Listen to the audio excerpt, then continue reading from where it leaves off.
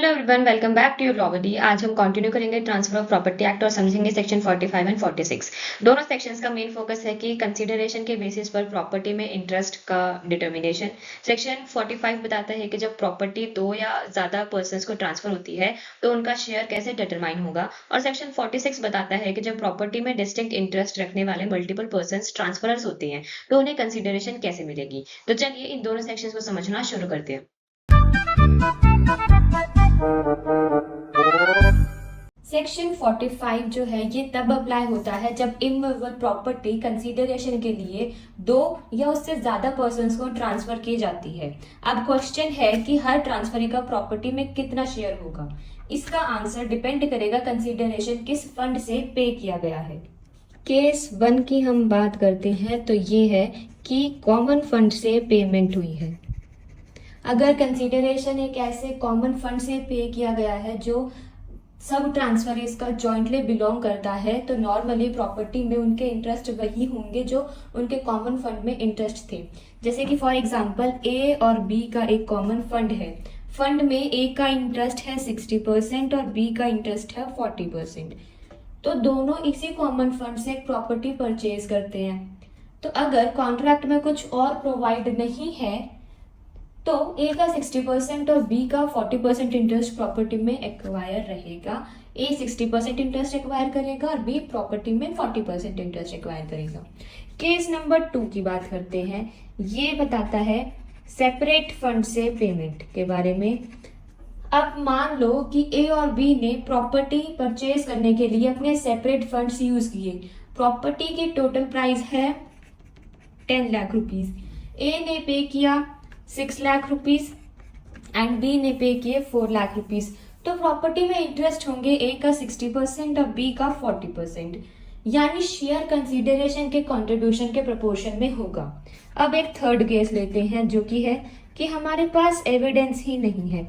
अगर ये पता ही नहीं है कि कॉमन फंड में किस पर्सन का कितना इंटरेस्ट था या सेपरेट फंड्स में किसने कितना कंट्रीब्यूशन दिया, तो लॉ एक प्रिजम्पशन क्रिएट करता है all the transferees are presume to be equally interested. जैसे कि फॉर एग्जांपल ए, बी और सी ने जॉइंटली प्रॉपर्टी परचेज की, लेकिन कोई एविडेंस नहीं है कि किसने कितना मनी कंट्रीब्यूट किया। तो प्रेज्यूम किया जाएगा कि ए ने 1/3, बी ने भी 1/3 और सी ने भी 1/3 कंट्रीब्यूट किया है। अब नेक्स्ट बात करते हैं सेक्शन 46 के बारे में। यहाँ पे सिचुएशन रिवर्स है। प्रॉपर्टी में मल्टीपल पर्संस के डिस्टिंक्ट इंटरेस्ट है और वो पर्संस प्रॉपर्टी को कंसीडरेशन के लिए ट्रांसफर करते हैं। अब क्वेश्चन है कि सेल या एक्सचेंज से जो कंसीडरेशन रिसीव होगा वो ट्रांसफरर्स के बीच कैसे डिवाइड होगा। तो आंसर है कि उनके प्रॉपर्टी इंटरेस्ट की वैल्यू के प्रोपोर्शन में। इसमें भी हम पहले बात करते हैं फर्स्ट केस के बारे में जो कि है इक्वल वैल्यू इंटरेस्ट। अगर ट्रांसफरर्स के इंटरेस्ट प्रॉपर्टी में इक्वल वैल्यू के हैं तो कंसीडरेशन भी इक्वली डिवाइड होगी। जैसे कि ए और बी के पास प्रॉपर्टी में इक्वल इंटरेस्ट है और प्रॉपर्टी जो है वो 10 लाख में सेल होती है, तो ए के पास भी 5 लाख रुपीज होंगे और बी के पास भी 5 लाख रुपीज। केस 2 के बारे में बात करते हैं जो कि है अनइक्वल वैल्यू इंटरेस्ट के बारे में। अगर ट्रांसफरर्स के इंटरेस्ट की वैल्यू अनइक्वल है तो कंसीडरेशन भी प्रोपोर्शनेटली डिवाइड होगी। जैसे कि एक एग्जांपल है कि ए का प्रॉपर्टी में इंटरेस्ट है 6 लाख वैल्यूज का, बी का इंटरेस्ट है 4 लाख वैल्यूज का। तो और जो प्रॉपर्टी है वो 10 लाख में ट्रांसफर होती है, तो ए 60% ऑफ कंसीडरेशन और बी जो है वो 40% ऑफ कंसीडरेशन का हकदार है। सेक्शन 46 की एक इलस्ट्रेशन भी समझते हैं। अब एक्ट के इलस्ट्रेशन को सिंपल लैंग्वेज में समझेंगे। पहले तो मान लो कि ए के पास जो है वो है 1/2 शेयर है, बी के पास 1/4 शेयर है एंड सी के पास 1/4 शेयर है।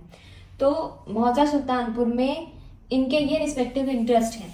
ये लोग सुल्तानपुर का 1/8 शेयर एक्सचेंज करके मौजा लालपुर में या लालपुरा में 1/4 शेयर एक्वायर करते हैं।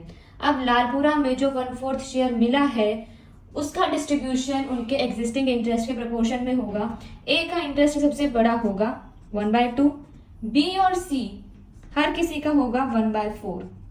देयरफॉर लालपुरा के एक्वायर्ड शेयर में ए का शेयर होगा 1/8, बी का शेयर होगा 1/16 एंड सी का शेयर भी होगा 1/16। यानी जिस ट्रांसफर का ओरिजिनल इंटरेस्ट ग्रेटर था उसको कंसिडरेशन में कॉरेस्पॉन्डिंग ग्रेटर शेयर मिलेगा। ठीक है, अगर आपको ये वीडियो यूजफुल लगी हो तो वीडियो को लाइक करें, शेयर करें और चैनल को सब्सक्राइब करें। Thank you.